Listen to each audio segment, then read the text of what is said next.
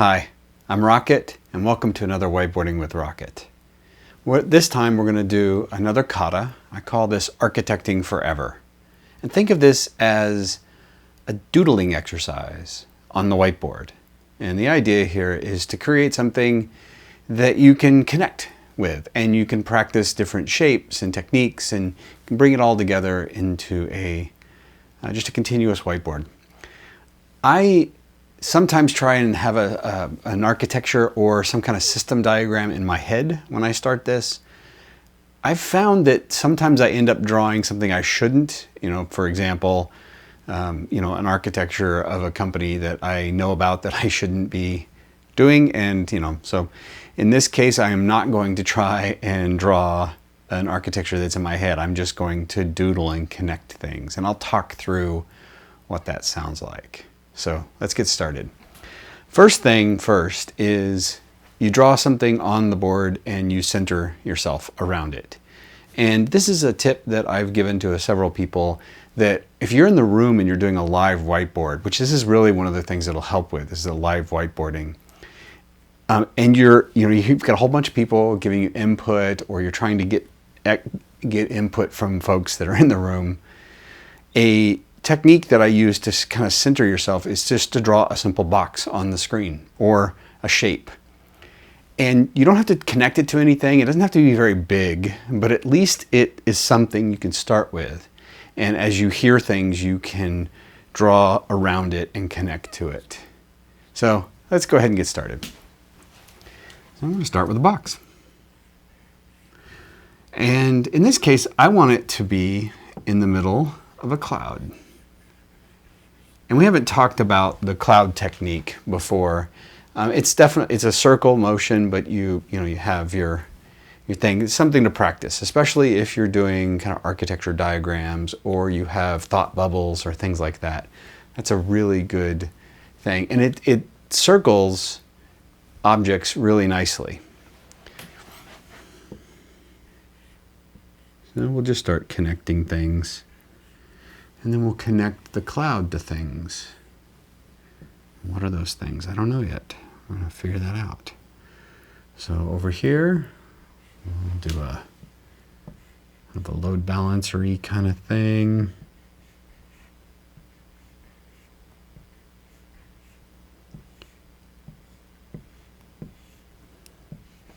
I'll make this a system diagram.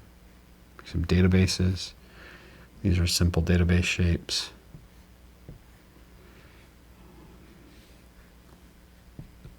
Give some annotation. Right. And here's another technique for bounding of things, is you can draw a dotted line, a dotted box around something. And that can give the sense of a boundary without being overbearing. Okay, so if you wanted to highlight this somehow and be able to point to it as a thing, right, we can say, all right, this is A. All right, and we want to have somewhere on the board that you have annotations or keying. You can do that here. So you can be like, A is the main thing. Okay, and then you don't have to, this way it's highlighted, but it's not taken over the thing. And oh, look, this didn't work out so well. I did it wrong. And here's another technique you can use to do dotted lines. Draw the line or the box, and you wait a beat of three beats. And that gives the whiteboard marker time to dry. And then you can just use your finger and erase. And that gives a pretty straight, strong line, whereas the dash technique, that's not quite as strong as, and you see what happened here. I didn't wait long enough and I got some smudgies. Anyway, so that's something we can do. Oh, and then you can connect this whole thing to another thing. All right, oh yeah. We'll make that our factory thing.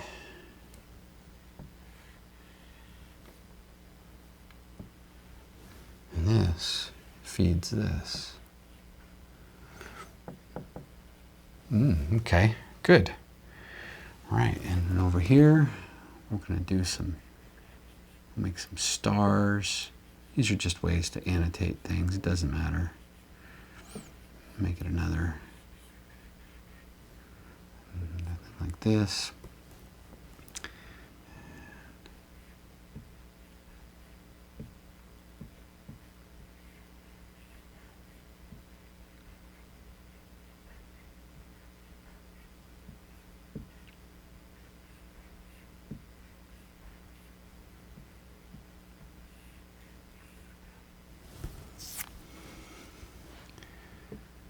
Let's see. We can make a person. I'll do more of this in another video. This is a person in front of a computer. And just a nice little simple box person. I call these the box people. And that person's sitting at a computer and he or she is going to this. And let's give this some boundaries so we can talk about it as one thing.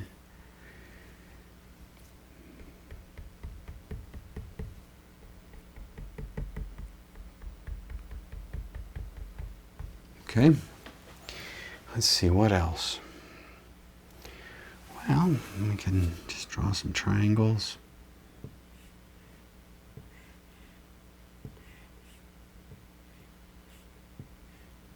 Give some shading to one or two of them. Differentiated shading. All right, that's a technique we'll talk about. And then you could do, for other differentiated, you could do dots. All right, and then you can do highlights like this, and then give it a little boundary. So, lots of different ways you can do highlighting. And then we'll do like that.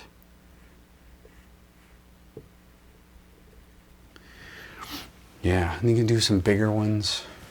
Oh, let's give this a boundary here. All right. Let's call this B. We'll say B. Cloud thing. You know, and I just want to point something out right here as I'm doing this. I'm having to lean down and I'm finding the lettering that I want to do. I feel like it wants to elongate, so I'm having to overcompensate. Well, a way to solve for that is to kneel down.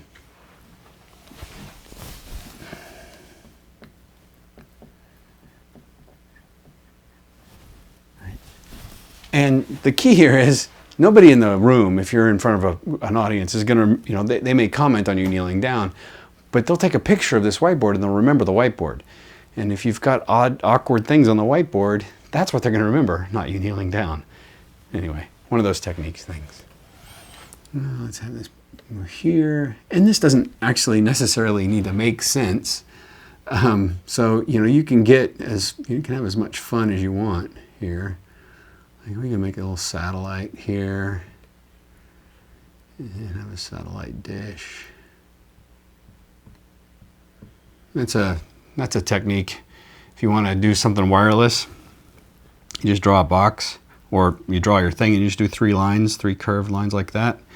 And then you have another box and you can have those 3 curved lines here like that. And that says wireless. You can do it. Let's have a truck over here. We have a truck going out. We'll have a bucket truck. Let's make it a bucket truck. There. It's a big bucket truck, so let's not be too crazy. All right. And let's give this some 3-dimensionals because this is a big deal here. This is our major factory. So we'll do some 3-dimensional and connect it in like that. Oh, and there's some fiber going here to here. You can annotate. So that's something you can think about when you're doing this, is how do you label the lines? How do you create differentiated lines if you needed to? So you could do 2 lines here like that and say, hey, it's redundant fiber.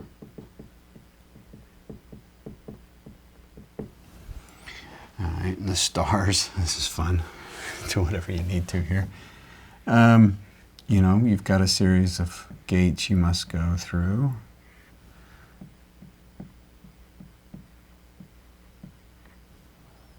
And this is your target.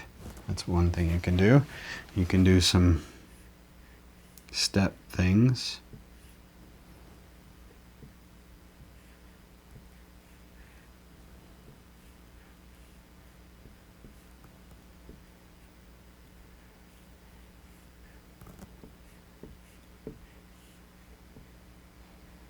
How much you can do like this during a live conversation versus how much you need to do either at a break or after cleanup, that remains to be seen. You know, this is a part of what you want to do here is practice those techniques and think about, okay, I've been in this kind of situation and this is what I ended up drawing, and adding to your drawing to do that. Like here you could say, all right, we have this outage and what happens? So we have a route that goes to here, like this, and we can say add, oops, that's more like an X, not an arrow. And I do want to talk a little bit about color. So let me get a second color here. I'm going to do more about this in a future session, but in this case, I just wanted to show you a handful of things you can highlight. And I've got a blue, so I've been writing with black the whole time. Now I've got a blue marker. And there's a couple of things you can do here. One is you can do a shading, right? So if you want it to be heavy, right, you can shade and that will really draw it out. If you want to be less kind of on top of things, but you want to highlight it, you can do simple three-dimensionals like this. You know, and you can do a little bit of coloring here and do like that. You can do inside, right? Okay. You can circle it or encircle it, draw on the outside of it. There's some things there. You can do the dots. Although the dots, unless you're using red, the dots aren't as effective because they're easy to bleed or easy to miss. So if you look at those dots and you look at these dots, it's kind of hard to see that they're different. These kinds of dots and these kinds of fills are really good for if you only have a single color. All right. So yeah, there's different things you can do here like this. Okay. And my advice for you in using multiple colors is to do it deliberately.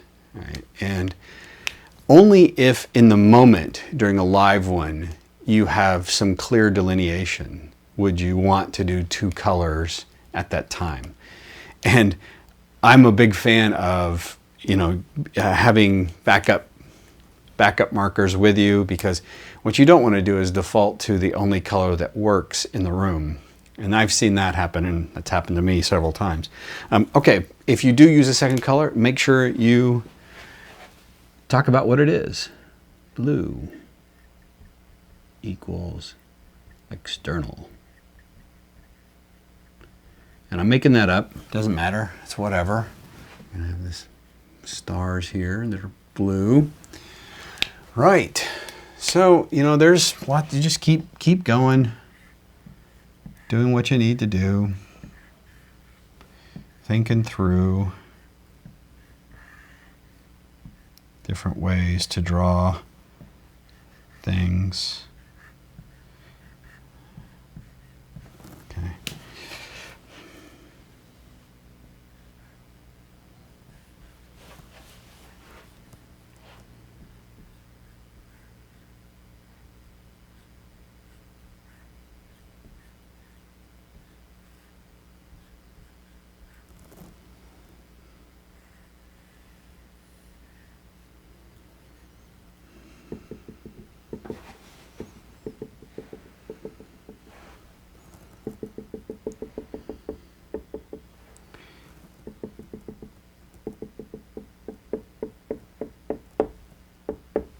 Right.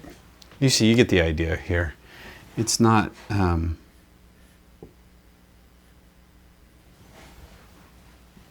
yeah. So just do this until you feel like it's good. It's good. You know, just do it ever so often. Mostly this is to take the techniques that you're practicing in the other katas, try and bring them together.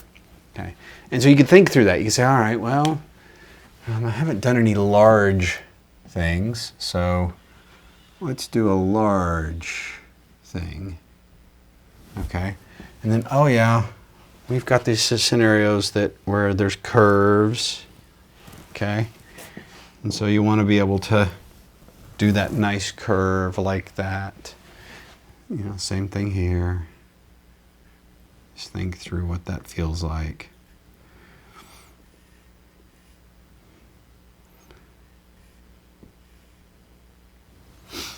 Yeah, a little bit of shading here if you want to get fancy. Really want to highlight this puppy. Alright.